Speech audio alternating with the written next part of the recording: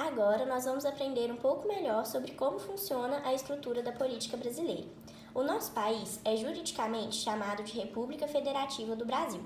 República, etimologicamente, é dividida em res, que significa coisa, e pública, do povo. Ou seja, república é uma coisa do povo, que tem como suas principais características a representatividade, que significa que nós temos representantes para satisfazer os nossos interesses, a eletividade, que significa que nós temos eleições, ou seja, que nós escolhemos esses representantes. A periodicidade quer dizer que os representantes têm um certo tempo de mandato e esse mandato acaba. Todos os mandatos são de 4 anos, com exceção do senador, que é de 8. A responsabilidade significa que os representantes não podem fazer o que eles bem entendem. Eles precisam seguir regras e, caso elas sejam violadas, eles são penalizados. E, por fim, a soberania popular significa que o poder emana do povo.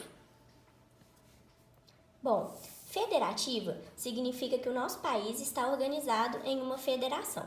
Essa federação tem os seus entes autônomos, que são os estados e os municípios, e eles têm como principais características a autonomia financeira, que quer dizer que eles elaboram seus próprios orçamentos, a repartição de competências, que significa que a União, os estados e os municípios têm suas próprias obrigações e elas são comuns entre si, e por último, a impossibilidade de secessão, quer dizer que os entes da federação não podem se separar do país, que é o Brasil.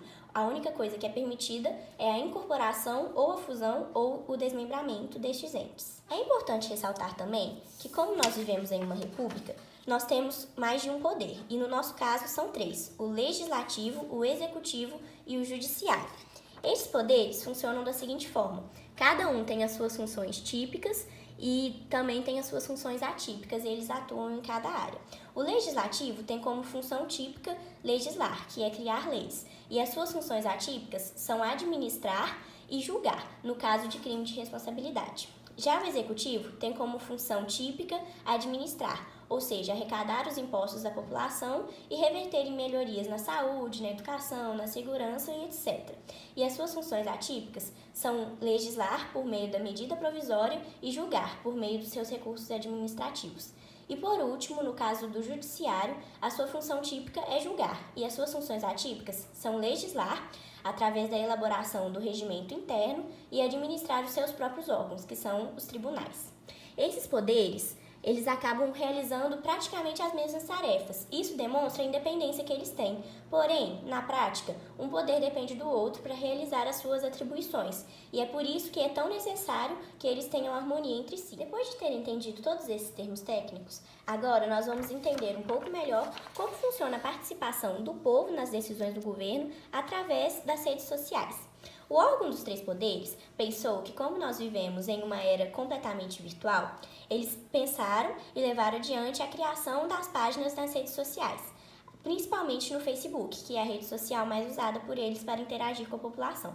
As páginas que existem nessas redes sociais são as páginas dos tribunais, dos ministérios públicos, da Câmara dos Deputados, do Senado Federal, da Presidência da República, entre outras. E a ideia dessas páginas é muito semelhante ao plebiscito e ao referendo, porque a população reage, comenta, compartilha e curte os atos que o governo noticia através das redes sociais.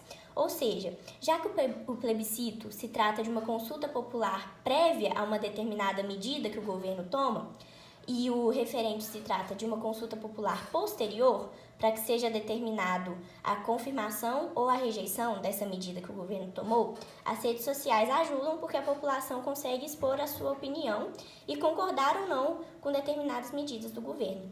E é assim que o Congresso Nacional viu uma possibilidade de contar com a ajuda da população de uma maneira mais direta e mais simples.